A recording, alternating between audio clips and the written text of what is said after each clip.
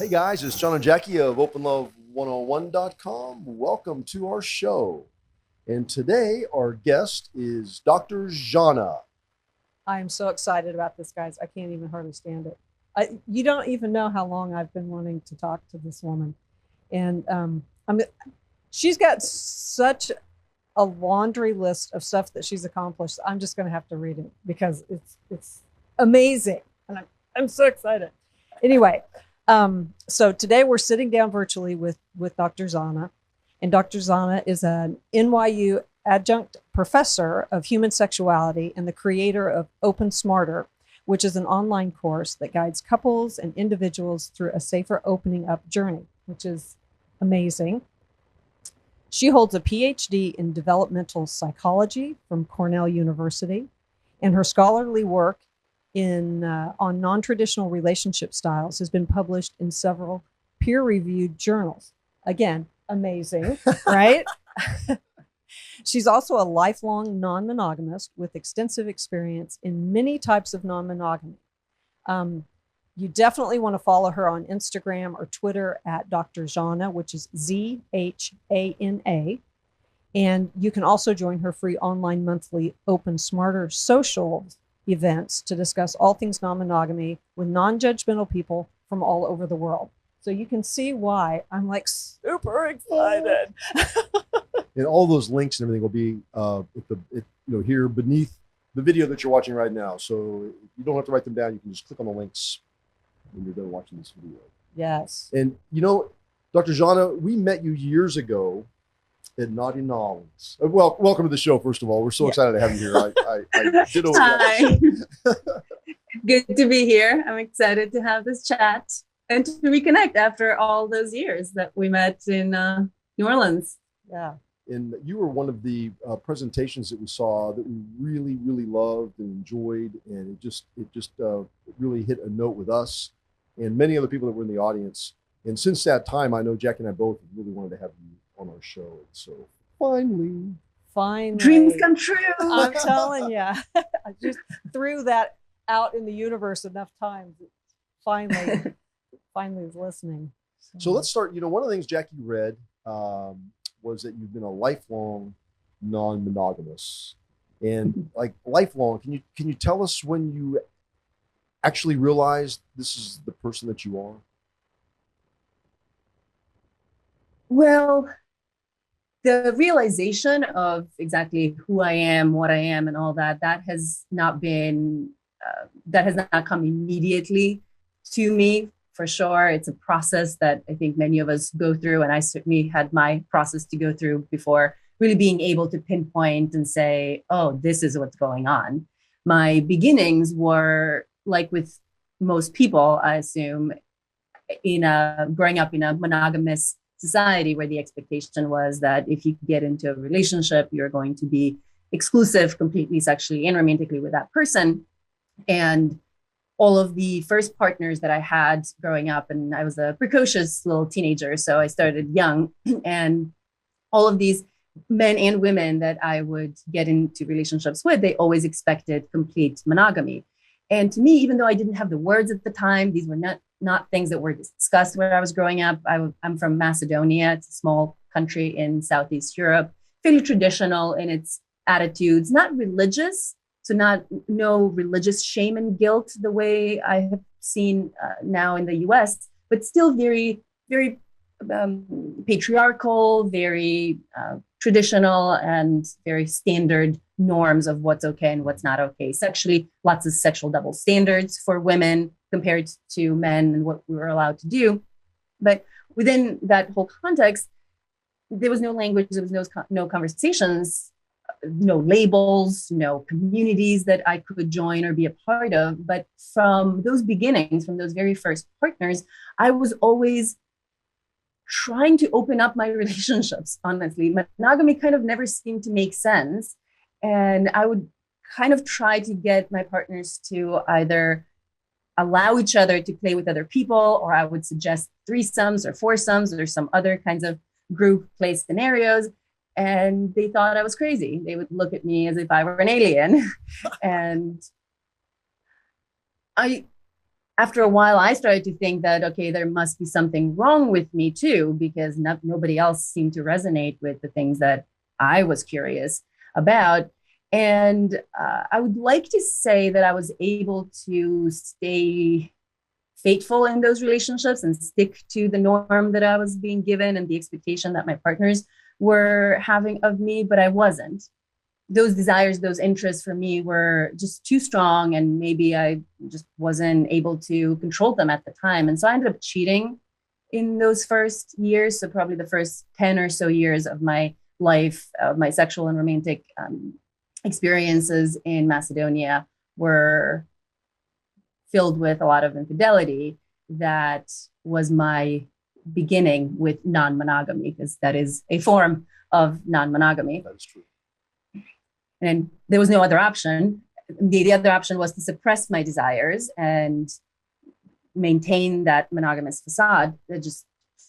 I couldn't do it. And the other option was to not get into relationships at all. That's kind of the only two options that are being offered, right? Either complete monogamy, or you are going to be single and you can do whatever you want single. But I didn't want to be single. I wanted relationships. I liked being in a relationship too. So I kind of was trying over and over again. I would bring it up with different partners. And in the beginning, I thought, well, maybe the first few partners I didn't love, I wasn't like that crazy about, and that's why I was doing it. But then it happened. The same thing happened with the love of my life, this girlfriend that I was with for 5 years, that I was madly in love with. And I still had those desires. I still had those needs. They did not go away. Same thing. I tried to open up. She wasn't open to that. I ended up cheating. And I was really suffocating under that system. It was not the system for me. I was like, why can't we have both? Why can I have relationships and have the sexual excitement and adventure and freedom and variety that I was craving so badly? And that was probably a big part of the reason why I ended up leaving Macedonia and moved to the US. I applied for PhD programs because I always knew I wanted to study sexuality and understand it better. Obviously, it was such a big part of my own life and experience. And it was clearly something that so many people were struggling with in different ways. And I wanted to understand it better. But I also wanted to find, how can we have both the love, security, stability, and all that warmth that relationships give us, and some of that excitement and adventure that many of us crave. And so that's kind of been a lifelong quest and journey, both in my personal life and in my professional life. Wow. Go ahead. Well, I was just going to say, listening to this, I'm kind of drawn to conversations that I have with people that come to our club or that are interested in this, or even people outside of this. And they still look very much on what we do as something that we're just wanting to do. We just want to try this, or this is just something you're choosing to do. And so I wonder, the science behind some of this. I hear phrases like social monogamy or sexual monogamy, or, is this something that is like nature versus nurture? I mean, what is the science behind this kind of behavior? Because I think, for me, that's part of the key of what's going on, because it flips from just being something that a couple's wanting to do or engage in, and it becomes something more innate.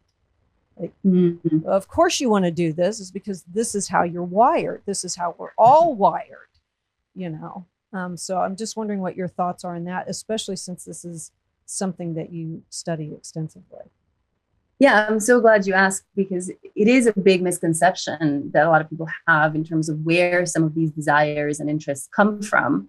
And everything in human psychology is a mix of both nature first, and then nurture that interacted in some ways with that nature that we kind of come into this world with our genes. And not just our genes, but also some of those epigenetic changes that happen from the moment we are born.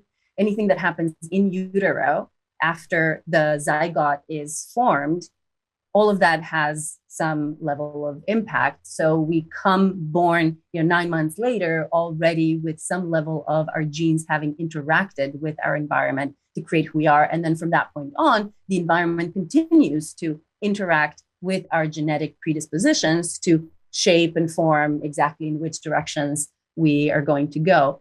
And at this point, there is a fair amount of evidence that some of that, or a great amount or extent of that sexual curiosity, the exploration, the sexual novelty seeking or variety seeking, all of those things that can drive some of these interests in various forms of non-monogamous relationships, that is mediated greatly by certain biological kind of neurotransmitters and neurochemicals, predominantly revolving around dopamine, adrenaline, noradrenaline. So the reward system in the brain, and not just reward, but the system in the brain that's responsible for motivation, for pursuit and exploration, like all of that outwardly, let's find out what's out there kind of thing. And I mean, what we know, that has to count for something. I mean, it counts for a lot. At some point, we have to stop and be like, okay, now wait a minute. If the payoff chemically in my body is this rush of chemicals that's going to keep me attached to wanting to do that, I mean, it seems like we would want to be paying attention to that instead of trying to control that. Yeah.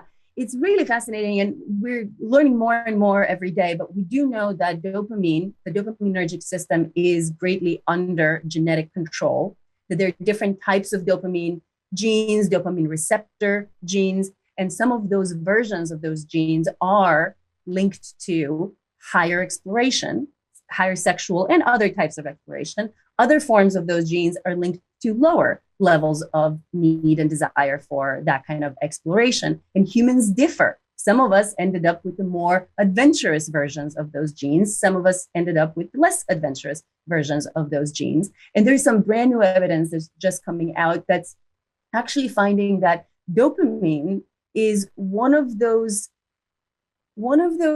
aspects of our biological functioning that is a little more genetic than many other aspects. The epigenetic changes that happen, those changes that can happen after the zygote forms, because the genes, we have all the genes that we're going to have, we have them in that moment that the zygote forms, the sperm meets egg, and those are the genes. However, which of those genes get expressed, which of those get activated versus don't get activated, that greatly depends on that environmental input that we get after conception onwards. And there is this research coming out now finding that dopamine, the dopaminergic genes, don't have a lot of that environmental, or don't have as much of that environmental regulation as some of the other genes, which suggests that kind of like it's more whatever the genes are that you got,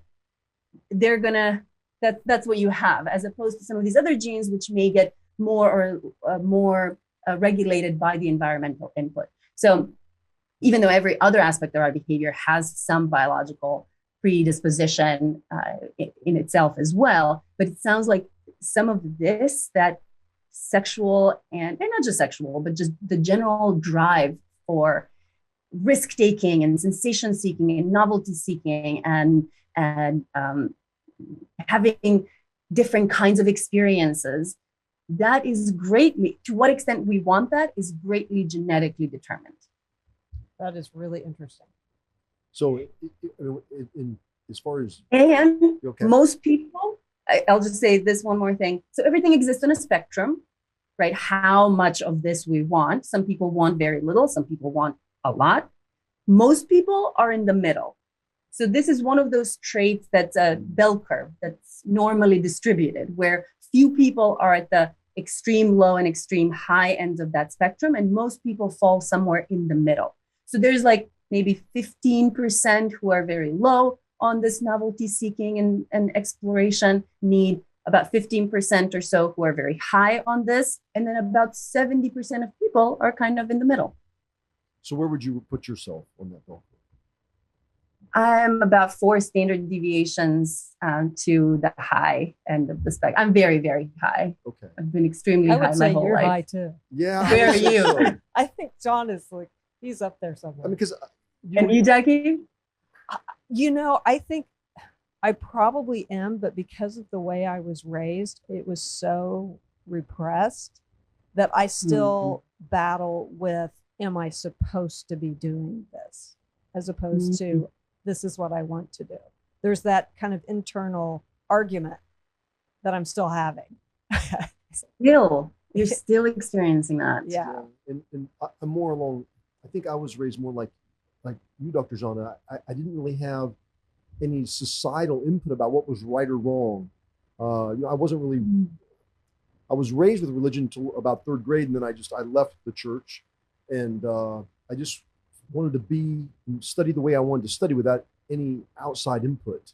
And so, what I really loved in science was the solar system and the galaxy and the universe. And in the Catholic Church, it was really repressed. And so that's why I pulled away initially. And I think pulling away in that sense, it didn't leave, I wasn't really given a lot of guidance as far as how a relationship was supposed to be.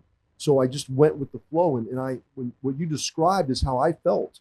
I always felt like and encouraged my partner, like, let's explore this, or it just happened. And I didn't really label it. Like back then, I would have threesomes or group sex, and I just thought that's the way it was supposed to be. We all just had a great time. And so hearing you say that really affirms for me of how I was.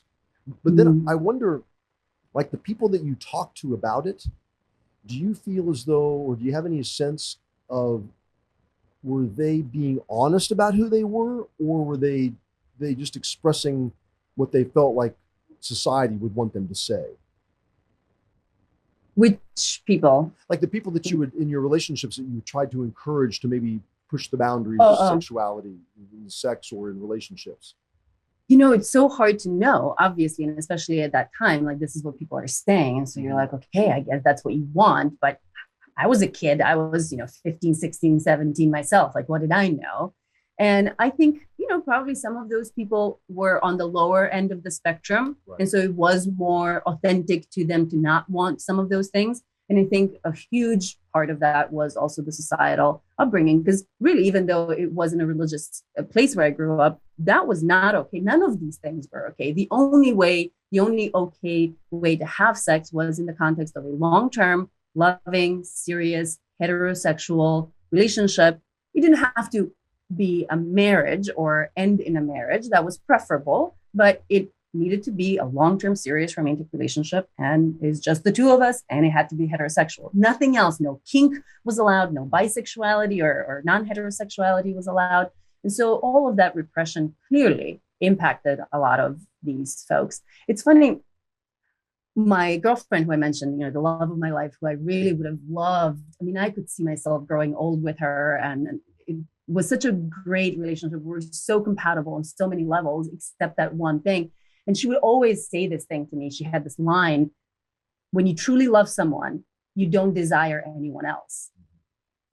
And, she was older than me. I thought she knew a bit more. I was still, fairly young. I thought maybe she's right. And I tried to believe that. I failed. Guess what now, 15 years later, she's in an open relationship.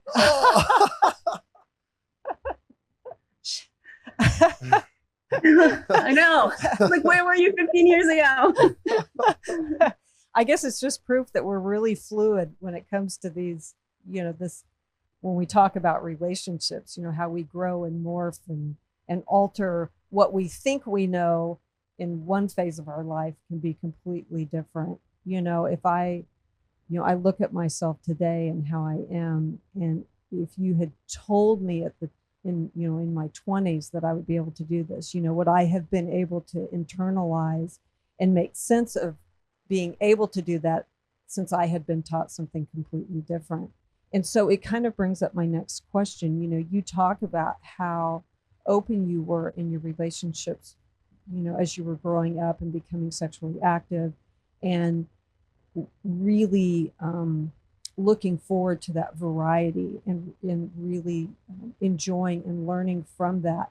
But yet you also still sought out, you know, relationships, more individual relationships, you know, unless I'm misunderstanding. And I think that is a question that we get asked a lot. You know, if you're in this open relationship, why are you even married? You know, there's a real like a opposing force there. Like, you can't be married if you're also wanting to be open. Can you talk a little bit about what that looks like? Sure. It's very understandable that people have that way of thinking about things, because we are told that these things are an either or. They're a binary choice. Right. You either want openness, sexual openness, or you want love and commitment. And that you can't really have both, because in a way people imagine them on a single spectrum. And these are the far ends of that spectrum, the sexual exploration versus the love and commitment. And the more you want of one, the less you want of the other, or vice versa. And exactly. It's a zero-sum game. It's a scale. Right? It's a single scale.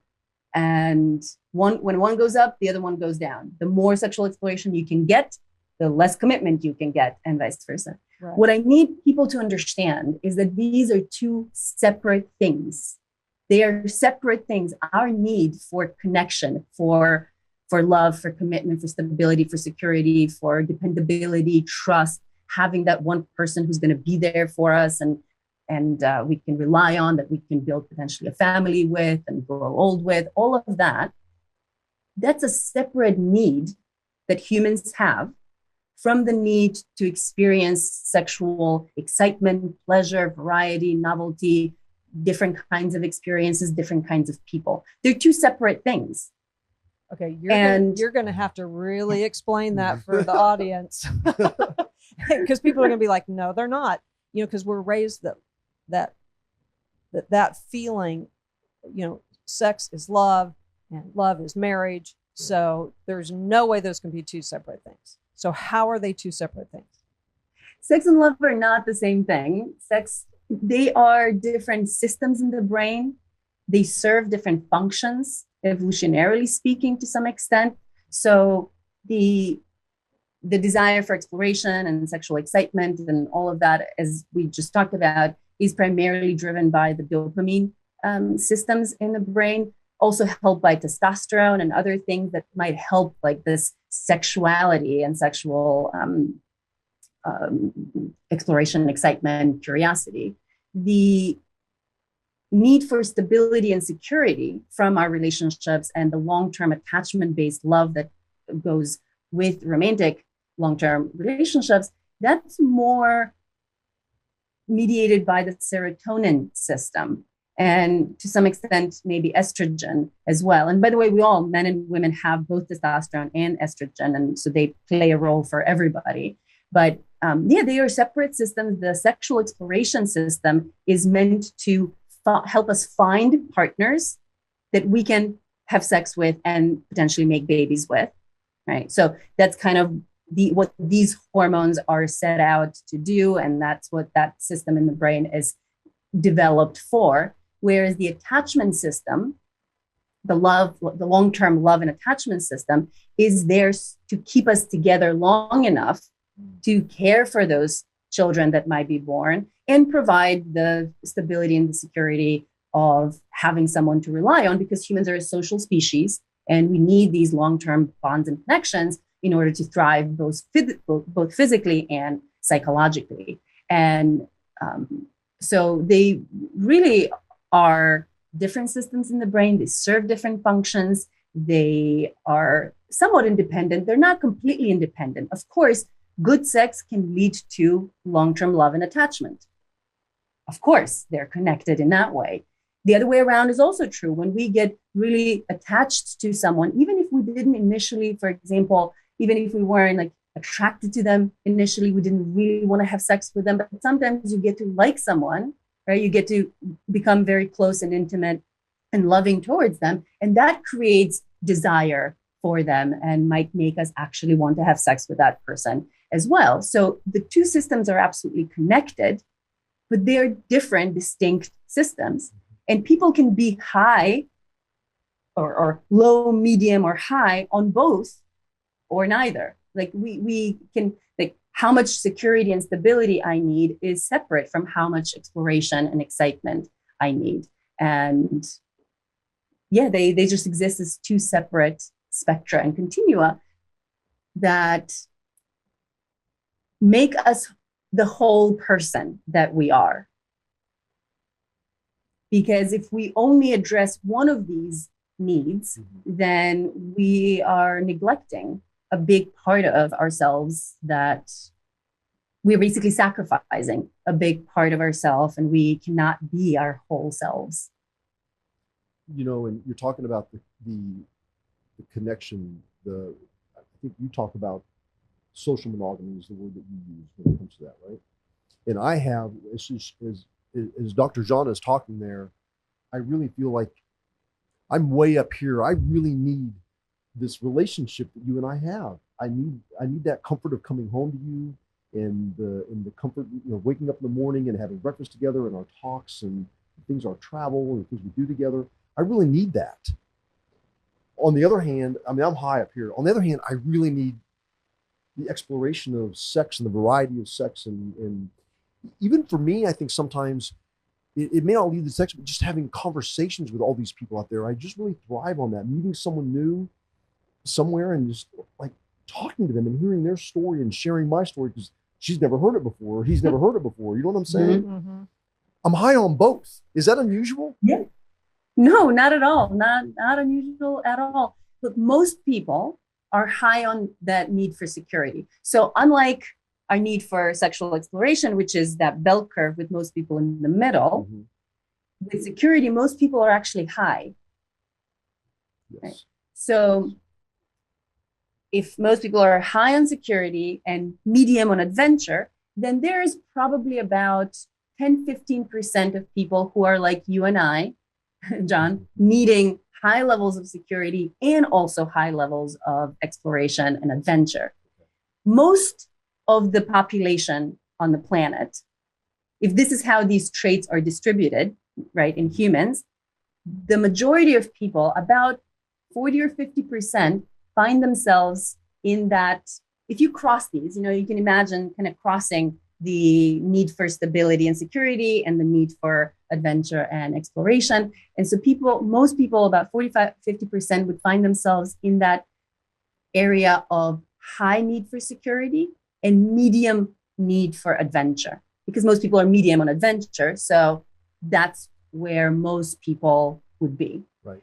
So you are not the most common, you know, you and I are not the most common sort of type of person, especially if you do it basically 3x3 along these two dimensions. So low, medium, high, low, medium, high. You can basically create a grid of 9 cells.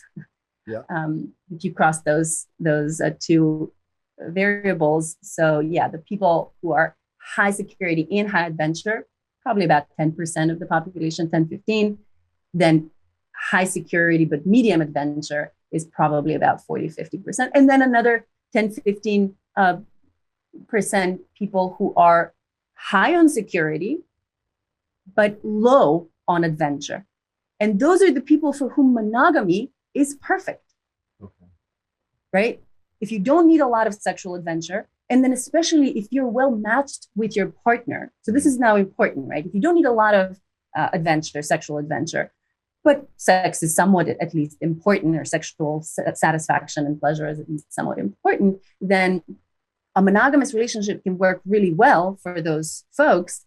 But it's important to have a good match sexually. It's someone that you are attracted to and they're attracted to you. You have good sexual chemistry. And then you can build in a fair amount of adventure that's just between the two of you. That can satisfy whatever low or low medium levels of that adventurousness someone might have. And that can be, you know, the absolutely perfect relationship for a lot of people, but not for the people like you and I. we cannot be fully happy. We can choose to sacrifice, Yes. and a lot of people do, Yeah. right? A lot of people who are like us, because that's the only option being offered. If you want to have any kind of relationship, you have to be in a monogamous relationship. So a lot of people say, okay, security, if I have to pick between one or the other, I'll pick security, because you can live without security. You can live without adventure, Yeah. right? You can survive in a prison. Yeah. As long as you're being fed and clothed and kept warm. Mm-hmm. But you can, you're not going to thrive. It's not ideal. And for us, for people like us, monogamy feels like a prison, because it asks us to sacrifice a huge part of this other need that we have. Hence why we're seeing so much infidelity too, because if you think, where are most people are somewhere in the middle of adventure. So they're high security, so they want relationships. And if they have to choose one, they'll go for having a long-term relationship, but then have a hard time sticking to that complete full monogamy 100%. And so it will come out in these little ways, either through cheating or through serial monogamy, right? People having one relationship for a few years after another. And so that's how they get that maybe moderate levels of their need for adventure and novelty in. But and for me, those relationships were shorter than 4 years. They were 2 months, 3 months, 6 months. the serial monogamy relationships that I had. That's the high novelty seeking. It's so funny to be talking about this, and while you're talking, my brain is just completely reminiscing. I'm going backward to high school, and I'm thinking about, like, what was my behavior like in high school? And I didn't have, most of my friends had steady boyfriends. I was not interested in a steady boyfriend at all. I mean, it was, I kept a calendar. This is so weird. I don't even know why I'm saying this. It's great though. I love that calendar. Of my senior year. And I almost, when I looked at it years and years later, I was almost embarrassed, because it was like, I went out with so-and-so, and then I went out with so-and-so, and then I went to lunch with somebody else, and then I went out with somebody else. I had my fingers in lots of different areas, and I liked that, even though I was looking for someone to connect with, because I knew that was, from a societal and religious standpoint of how I was raised, that was like the next step that I took. You graduate from high school, you go to college, you get married, you have the babies and the white picket fence. And so I was on that goal. Sex, it had to. Yeah, it had to be within a realm of at least being engaged, which was, what I was doing. And that's probably why at 18 I got married. But it's interesting when I look back and I see how I really didn't want to be locked into a relationship, but I felt that was my responsibility. So, it really wasn't fair to my first husband, because I really wasn't ready for that, even though I said I was. And I really loved having these really non-committal relationships. I really liked that. It felt kind of freeing to me to be able to say, yes, I want to go out with you, or no, I don't want to go out with you. And so then it's interesting to look at myself all of these years later, from 18 to 58, and how I'm trying to get almost back to where I was at 18, back to that level of freedom. But I've had all of these decades in between where I had to be monogamous. I mean, I didn't have to be, but I chose to do that. And the struggle that's been to kind of deconstruct that. It's weird what we'll do to ourselves, right? To kind of fit into something. But that's what we do. Humans are, our niche, the human niche is niche switching, is finding wherever we find ourselves, finding a way to survive there. Yeah. And so that's what we do. When we come into a world, we look around, we see what the norms and expectations are, and we find the best possible way to survive. And oftentimes that means not exploring some of these parts of ourselves that we want to explore. And especially when you're given this binary choice, it's so hard for people to get out of that binary thinking when it comes to love and sex, that you actually can have both, that you can't want both to begin with, and then you actually can create relationship types where you can get both. Yeah. Yeah. I mean, I think that's, you know, and I've said this before, you know, it ends up being such a disservice for everybody involved, right? With how we teach women how to be about their sexuality, as opposed to how we're teaching men to be about their sexuality. You know, John, you just said earlier in the discussion, you know, the way you were raised, you didn't think anything about sex. Well, I thought all kinds of stuff about sex, you know, what I was going to be permitted to do, or how I was going to be viewed, or how the other women were going to view me, and all of those labels. And, you know, my view is that you weren't saddled with that, but in fact you were, but just with something different. With bisexuality. With that, or just For example, even expected to be just running rampant through the fields and wanting to, you know, and maybe some guys didn't want to do that, but then they felt pressure to. So, I mean, there's just a lot of narratives going on around all of this that I think, you know, we get so fixated or so myopic on trying to control what we're doing sexually that we end up doing more damage as a society, as a whole, than if we just kind of, I don't know, relax a little bit. Like, chill the hell out. Loosen our grip. Like, let's just see what happens if we just kind of let people, you know, figure this out for themselves. You know, it's kind of like when you're at a traffic light. This is probably a horrible analogy, and the signal goes out, and so none of those lights are working. Everybody eventually figures out how to share that intersection and get across and move. That's a great eventually analogy. Now, of course, no, it's a good analogy, but of course the danger there is that some people don't figure it out, and there's a lot of accidents that happen. And when you don't give people the tools that they need to figure out how to manage that intersection without a traffic light, then that's what's going to happen. Now, can we provide these tools for people? Absolutely. But we don't. And so it feels very scary for how to navigate an intersection without a traffic light, right? Because the monogamy route is a pretty clear route. We have a traffic light there. It tells us go, stop, or maybe, you know, get ready. But if there's no traffic light, if you're going to go anywhere outside of that monogamy box, then there really aren't very clear rules and boundaries and guidelines for how to do that. And what you were saying is really a good point to emphasize around how these different norms and expectations that we teach women and men, they harm all of us. And we're all victims of the last 12,000 years, really, of history, of human history. After agriculture came onto the scene, our lives changed dramatically. So the human species developed very differently before those 12,000 years of modernity, in some ways, of post-agricultural lifestyles. Before that, when we were hunter-gatherers for a few million years, life was very, very different. And when agriculture happened, when we started living these sedentary lives, because before that we were moving all of the time, there was no surplus of resources of any kind.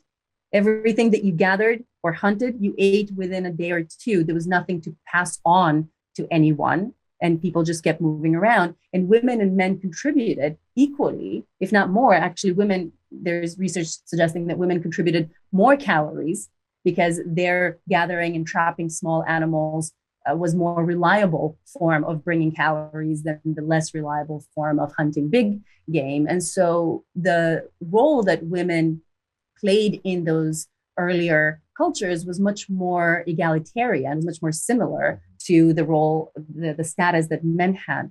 All of that changed with agriculture. We became sedentary. We started living in one place.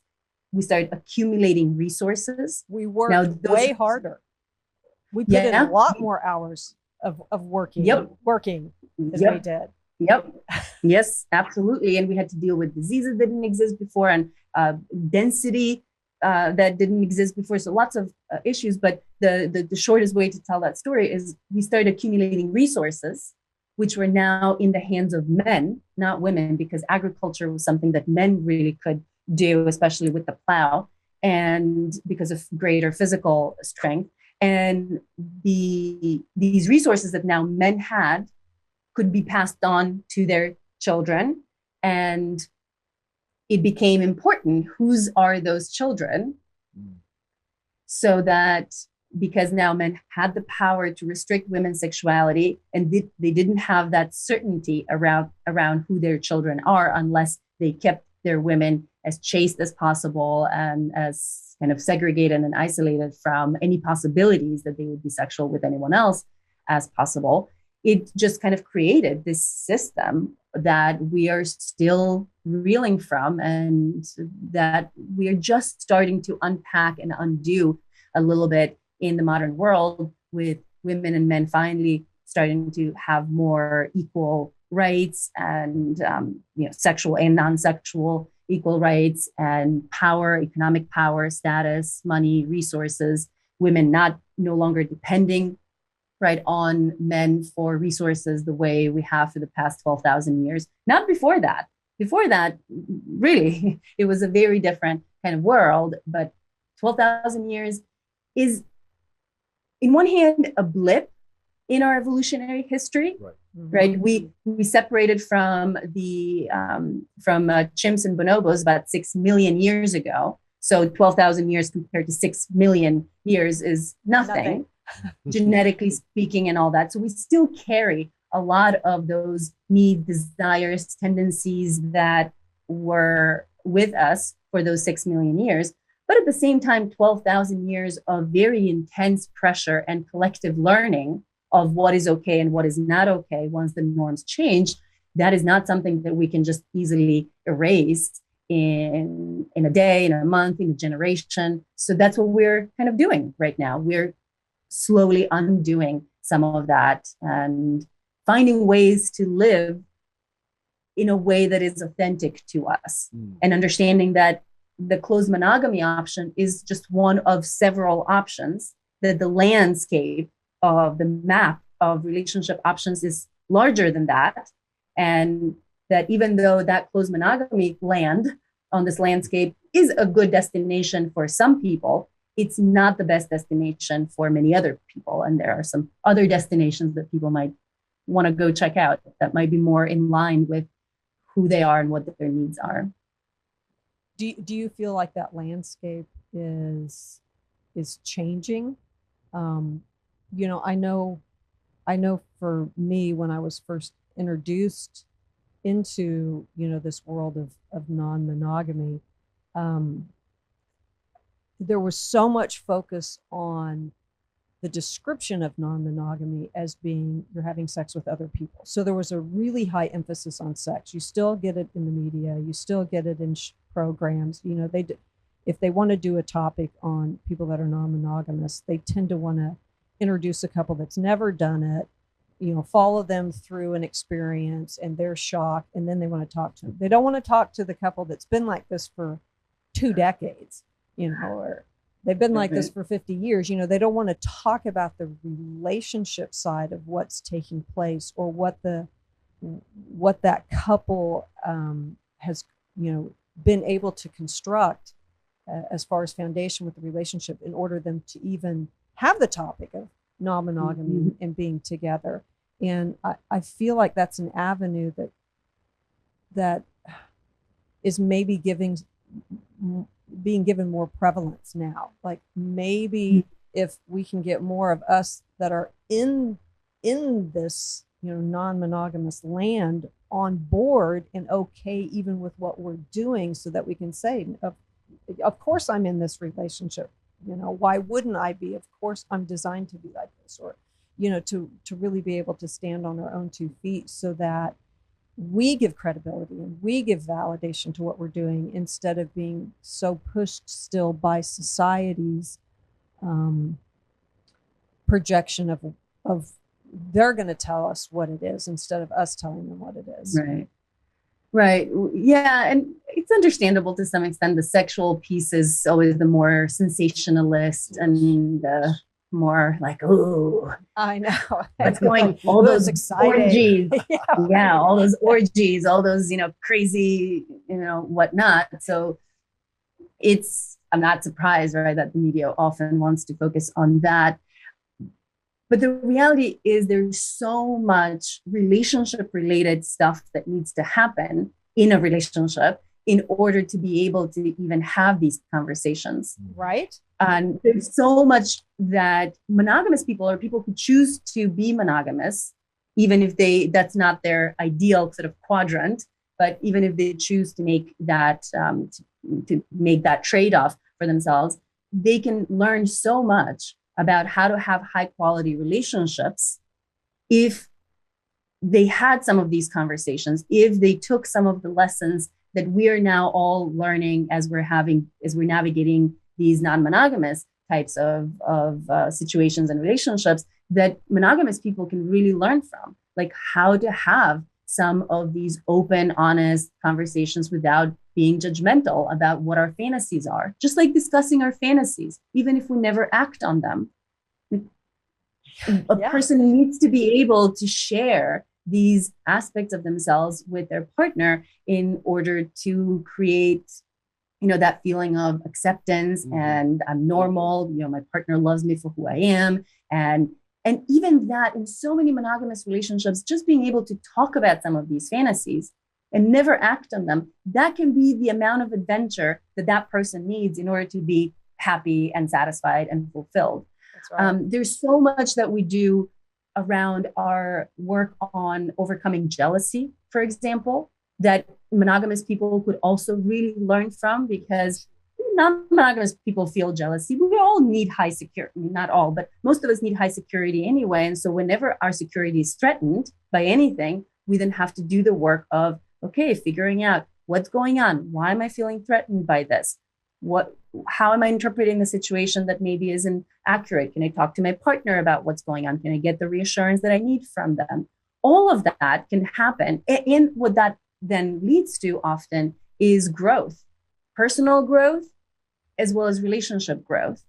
And people in monogamous relationships can do this too. They can play with a little bit of jealousy instead of completely ignoring it, which is what we do in monogamy now. We just shut ourselves off entirely from the possibility of feeling jealousy. And we never get to learn the lessons that being faced with jealousy can teach us.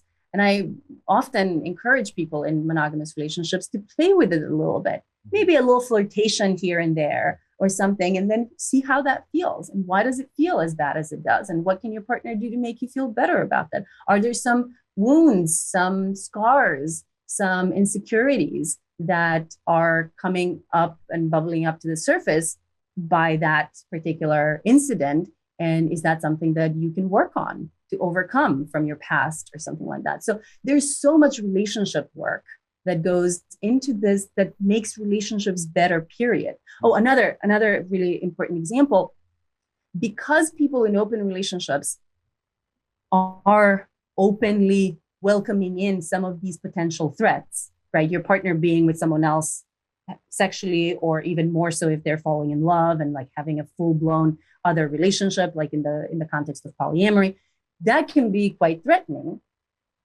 And so, and destabilizing for the relationship. And so what we as non-monogamous folks need to do quite well is make sure we keep that relationship high quality relationship and bring the security to it, not just by default, which is often how monogamous people end up relying on the fact that, well, my partner just can't be with anyone else. Therefore we're good, we're safe. Right. Not because the relationship is really high quality, good relationship, because I'm giving them all the love that I can give them and that they need. And I'm giving them love in the ways that they need. And I'm making sure I'm making them feel special and all of those things. Whereas we don't really have that luxury in non-monogamy. If you don't do those things, that relationship might end up ending, and some other partner might end up being more attractive, not just for sex, but also for something more. So we try very consciously to make sure that our relationships are of high quality. And so we work on learning, how does my partner like to receive love, and how can I give them as much love and care and support and all of that as I can? How can I make them feel really special? And so I think if people did more of those kinds of things in their monogamous relationships and had some of these conversations, so that they know, like, how much adventure do you need? Right. And even if we're choosing to be monogamous, then how can we get you to have some of that adventure within the confines that we are going to create? And do you have the things you're talking about? Can people come to you? Do you have a course or classes, something like that you talk about these things? And if so, maybe explain to our audience where they can find out about this. Sure. Yeah, I do private consulting where we can work on these things one-on-one or two-on-one or three-on-one, however many people are in people's relationship situations. But obviously, a much more affordable version is the online course that I have, the Open Smarter course, that people can take on their own time, go through all of the videos, all of the personality quizzes, figure out where they are on some of these needs for exploration and excitement versus the security and many other things that are relevant to how we run our relationships, and then do all of the exercises and look into the other resources that they might find helpful in navigating this world. So I highly recommend people check out the Open Smarter course. It's a great tool for how to do this well. And as Jackie mentioned in the beginning, there's also this free event that we do every month for our Open Smarter students and non-students. So anybody is welcome to come and discuss specific topics within the area of monogamy and non-monogamy.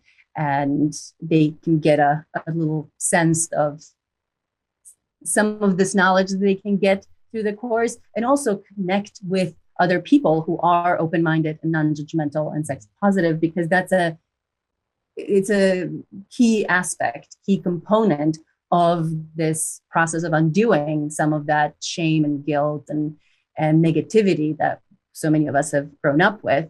We need community in order to be able to do that. And so this is one online community that people have access to. That's great. Yeah, that's well, and I think especially today, it's really needed because there's just so many questions about it now. I mean, this younger generation just has a completely different format of how they view relationships or hanging out or hooking up, or all of that is so different from even when I was in school. And so to be able to have access to courses like this or classes, or that, like you said, that community or that support group, or that that ability to be like, oh my gosh, I'm not the only one out here that feels like this. There must be something wrong with me. It's really being able to draw people together so that we can all garner strength from this. And, like the stronger we are, the more we can, this is how you change the world. This is how that difference is made. This is how we can free people up so that they're not walking around with a ton of shame or a ton of guilt or,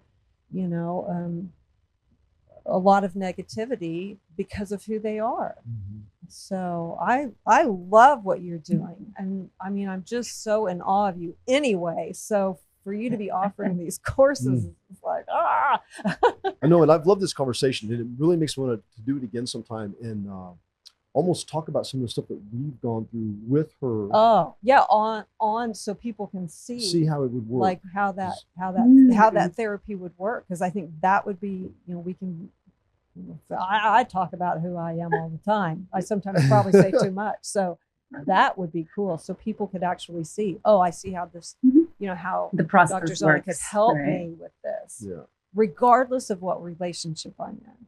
That's a great idea. Yeah. So you've already been roped into that episode. Great. Thanks for volunteering me for it. Dr. Zhanna, it's been so great talking to you today. We really, really appreciate coming on. And we have something coming up with you. What's the date? Courtney, what's the date on the webinar we have with Dr. Zhanna? I believe it's April 6th. Oh, April 6th? April 6th. Yes. And what time? That would be at 7 p.m. So you can join Open Love 101 Plus And you can find the link down below. And then on April 6th, we've got an actual webinar where Dr. Zhana is going to give really essentially a class on a topic. It'll be great to join us there if you want to learn more about her and see what she can, how she can help us all out. We'll actually be talking about a bit more in depth about some of the things that we talked about here, that need for security, that need for adventure, how you can bring them together. And depending on where you fall, right, in these needs, where is your sweet spot, that tells you which part of the relationship landscape is going to make you the happiest. Yes. You can make other choices, but different relationship types are differently meant to address some of these different levels of needs. And so using that information about where we are on these two needs to guide our relationship choices, I think is the smarter way of going about, or at least taking those into consideration. Taking into consideration, where are we, even if we make choices that put us in a different relationship type from the one that we are that would be the best fit for us. Oh, that's going to be great. Yeah. And then is there anything else you'd like to talk about or lead people to before we get off here? No, that's it. Connect with me on Instagram at Dr. Zhana. My website is also drzhana.com. That's where you can find info about the online course, the Open Smarter socials, and then join the webinar on April 6th. Yes, and if you want to hear more about that, sign up for our email list at our newsletter at openlove101.com. There you'll find out about this upcoming webinar and also articles and other videos we may have getting ready to post online for you. So thanks for joining us today. Thanks, Dr. Zhana. Thank you very much. Thank you. Thank you for having me. This was awesome. It was great. See ya. See ya.